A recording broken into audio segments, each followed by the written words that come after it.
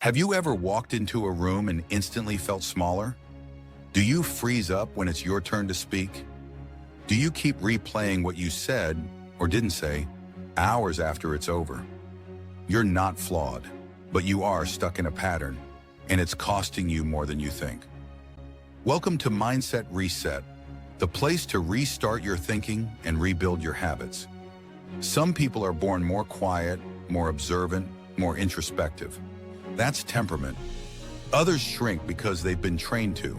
If you were criticized, mocked, or rejected when you spoke up, if your parents overprotected you and never let you face discomfort, if school punished your mistakes in public, if you grew up always having to be careful not to embarrass yourself, then shrinking became a survival strategy. Research backs this up. Around 15% of people show behavioral inhibition from childhood, a temperament linked to shyness and sensitivity. But environment matters. If that child is sheltered or shamed, their natural caution can harden into chronic fear. That's why some people grow out of it, and others grow deeper into it. So ask yourself, was I always quiet, or was I made quiet? Did I stop speaking because I'm private, or because I learned it was safer? This isn't just about being shy. Here's what shrinking in social situations actually does. You stay invisible, so people overlook you for opportunities.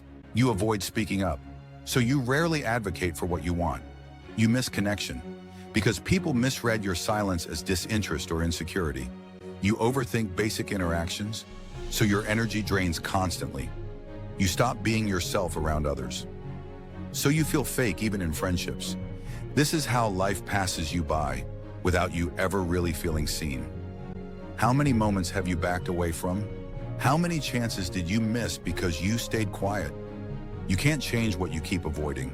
You don't need to become a loud extrovert. You just need to stop shrinking. Here's how to start. Name the pattern. When do you shrink? At work, in groups, around confident people. Write it down. Awareness is the first break in the cycle. Run the reverse spotlight. In social situations, most people get stuck thinking about how they look or sound. Flip the focus. Before entering a room, ask, who here might feel left out or awkward? Start by making one person feel seen, greet them, ask something simple, or respond to what they say. This trains your brain to shift from self-monitoring to contribution. Stack small social wins. Pick one social action per day. Keep it low pressure. Examples. Day 1, greet a stranger in passing.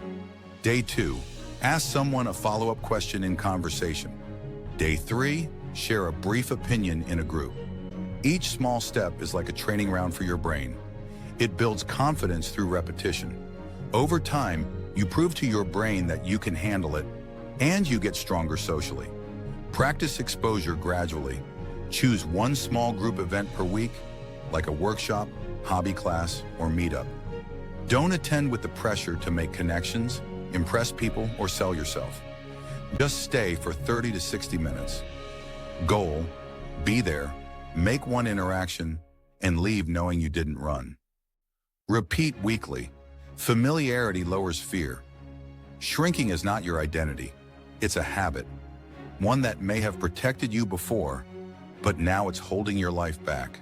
You don't need to fake confidence. You need to show up anyway. And over time, you'll realize you were never too small. You were just never given room to stand.